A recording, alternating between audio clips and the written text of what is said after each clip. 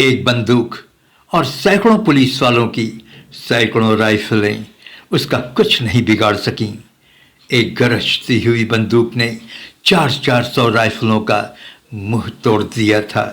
Police वाले अपने आप को उस गरजती हुई बंदूक के सामने असहाय महसूस करने लगे थे। 16 जून 2009 को दिन के 11 बज रहे थे। सूरज अपने चरम पर पहुंचने की कोशिश कर रहा था।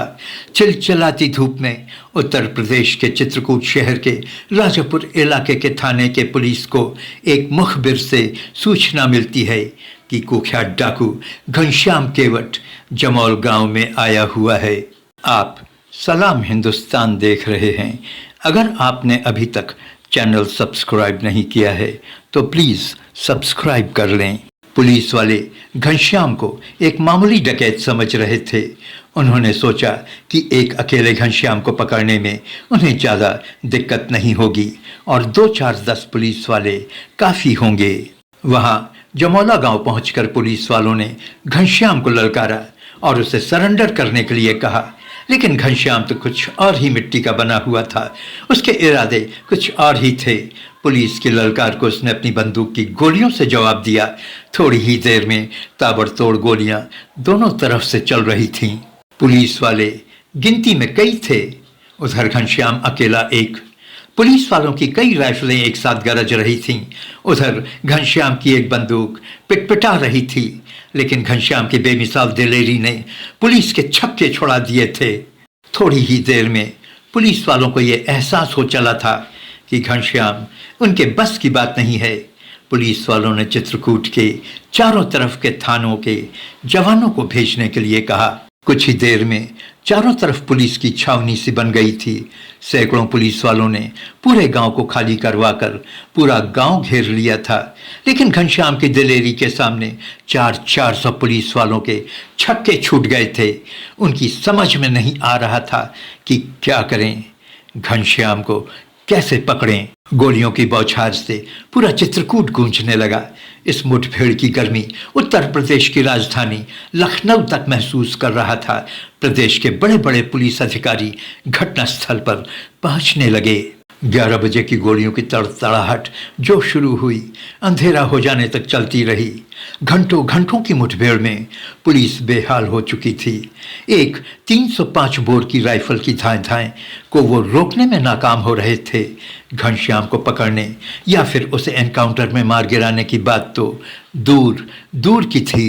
अंधेरा हो चला था। पुलिस को डर था कि अंधेरे का फायदा उठाकर घनश्याम भाग सकता है। जिस 2 मंजिले मकान में घनश्याम ने मोर्चा संभाल रखा था, उसके चारों तरफ छप्पर टाइप के जितने भी घर थे, पुलिस वालों ने उन पर आग लगा दिया। चारों तरफ धुआं ही धुआं, चारों तरफ आग ही आग, चारों तरफ लपटें ही लपटें। चित्रकूट का ये गांव जल रहा था।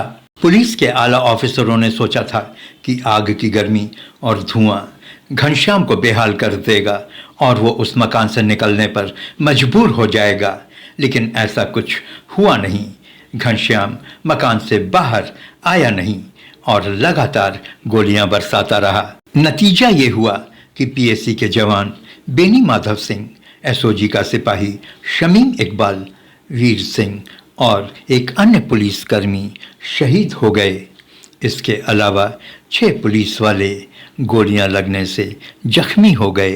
16 जून से 18 जून तक गोलियों की धाएं से जमोली गांव थरथराता रहा। 18 जून 2 बजे के करीब उस मकान जिसमें घनश्याम मौजूद था, गोलियां चलना बंद हो गईं। शायद घनश्याम डकैत के पास गोलियां अब नहीं रह गई थीं। तभी घर के दूसरी मंजिल पर कुछ हरकत हुई। घनश्याम घर के दूसरी मंजिल से पीछे की ओर खेतों में छलांग लगा चुका था। पुलिस वालों ने गांव को चारों तरफ से घेर रखा था। घनश्याम अभी कुछ ही दूर भागा होगा कि पुलिस की राइफलें गरज उठीं और वो ढेर हो गया। कहा जाता है कि इस ऑपरेशन को सफल बनाने में यूपी पुलिस के करीब 52 लाख रुपए खर्च हो गए थे और जान माल की हानि जो हुई वो अलग। ये घटना इतनी बड़ी थी कि इस मुठभेड़ का टीवी पर लाइव टेलीकास्ट किया गया था। घनश्याम गांव का एक गरीब, सीधा साधा, भोला भाला युवक था, लेकिन शायद एडमिनिस्ट्रेशन ने ही उसे एक कुख्यात डाकू बना दिया। उस दिन अगर पुलिस वालों ने उसकी सुन ली होती और उसके शिकायत को दर्ज कर लिया होता तो वो डकैत नहीं बना होता। घनश्याम की बहन के साथ गांव के ही एक बृजभान सिंह ने बलात्कार किया था। घनश्याम पुलिस थाने में रिपोर्ट दर्ज करवाने पहुंचा, लेकिन पुलिस वालों ने उसकी एक नहीं सुनी और उसे डांट फटकार कर भगा दिया। बहन के साथ हादसा और पुलिस वालों का रूखा बर्ताव, घनश्याम की बौखलाहट ने उसे एक शैतान बना दिया। उसने अपने हाथ में बंदूक थाम ली। बृजभान सिंह और उसके परिवार और उसके साथ के लोगों को मारते मारते वो एक राक्षस बन गया था। 8 दिसंबर 2003 को उसने पहला मर्डर किया था, जब उसने अपनी बहन की असमत लूटने वाले लुटेरे बृजभान की हत्या की थी। घनश्याम वो शैतान था जिसने अकेले ही एक राइफल से सैकड़ों पुलिस वालों की सैकड़ों राइफलों के छक्के छुड़ा दिए थे।